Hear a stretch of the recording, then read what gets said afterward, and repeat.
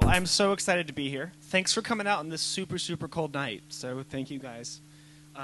Not only is Darren's story super inspirational, but he's a collision of like 12 fantasies in one. So little military, little boy next door, bedroom eyes. It's good. It's good. I'd watch that movie. And so you see, this is home. This is where I decide. This is why it's strange to have you seek for what I hide.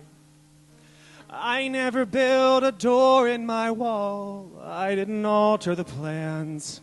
But you didn't have to climb to put your hand inside my hand. We'll change. Change it up. Oh, okay.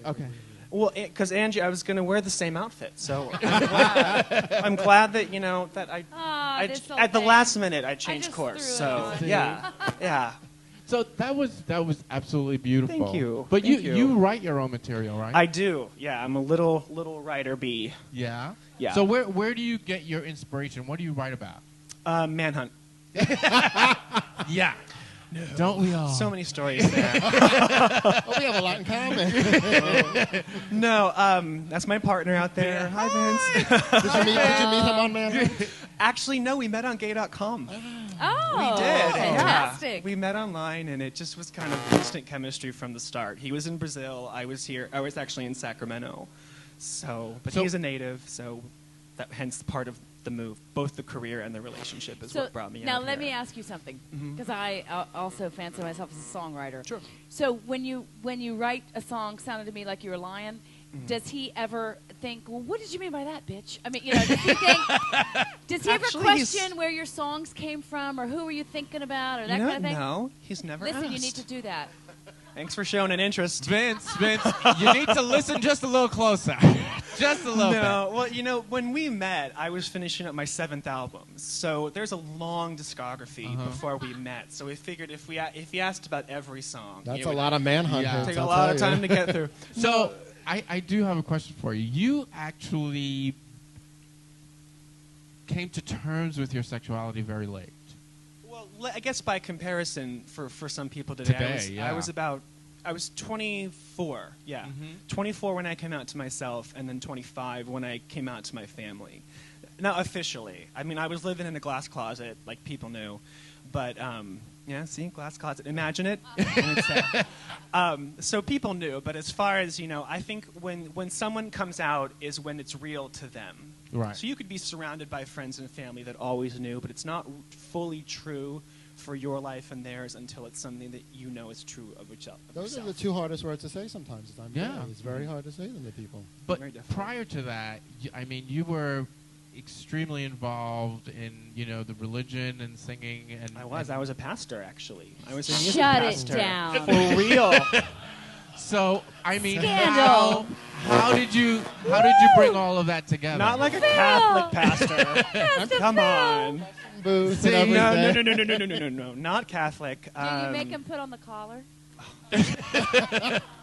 There's no collar. See? No. Well, I didn't come from a religious family. It's something I came to on my own in high school, and it really, it saved my life in a lot of ways. So I have a lot of good memories of the church as well as bad.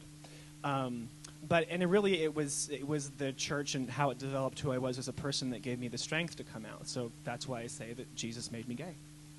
All right. Yeah. But I mean, how did you just marry those two pieces of you?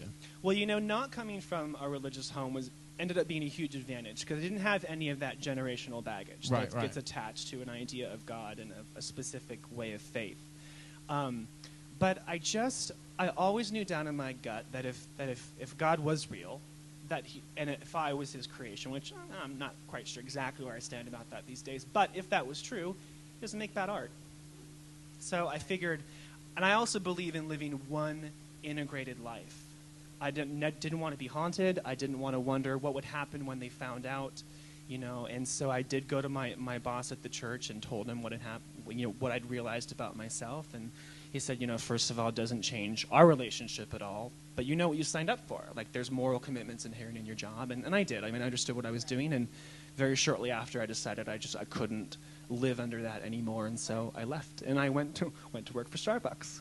Hey, Yeah. do my Starbucks. See, Yeah. there you go. There you go. You also the very interesting part about this also, and you do a lot of work for charities that support this particular thing. You were diagnosed with Tourette's. I do have Tourette syndrome. Yeah, Do you? I do. I didn't Yeah. even. Oh, if What I do you- call you a fucking bitch, I mean it. but like Listen, now, get in line, Phil. but like if you you can get away with a lot of stuff. when you have Tourette's. Although my mom, I could never fool my mom. She always knew. But So no, do you have to do medication? Well, that's Or kind of an hypnosis or amazing yoga, or story. what do you I was on medication for quite a while. I was diagnosed right after I had turned 9, which is great for adolescence. I mean, not Like, only it's not hard enough. I know, right? Calling everybody a cunt every time fat, you turn around. girly, gay Tourette's. Although it is actually very freeing. Because, like, I remember a day, okay, I was the ultimate non-cool in junior high, which, again, is great songwriting material.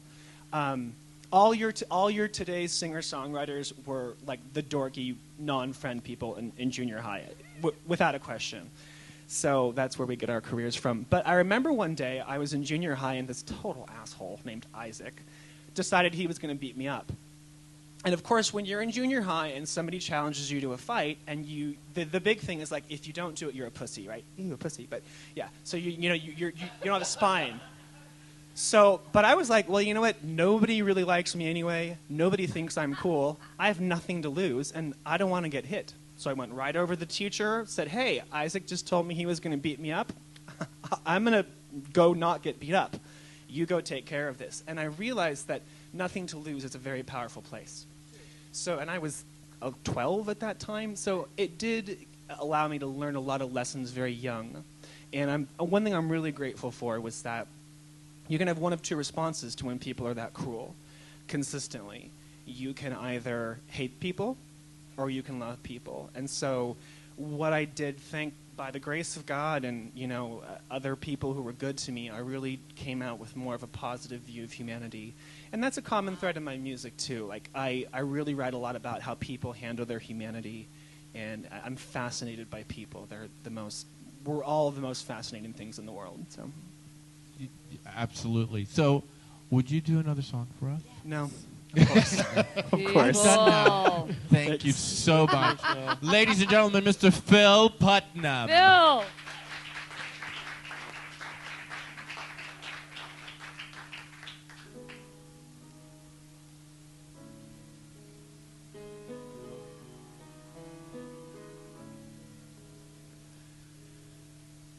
You were a bit less elegant. Cut the crap, you lost your shit. Publicly, you sprung a leak. And underneath, a human spit the bit, you came undone.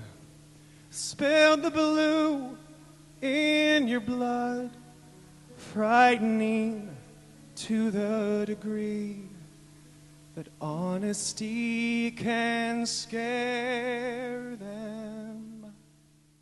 She talks for you. Let us talk.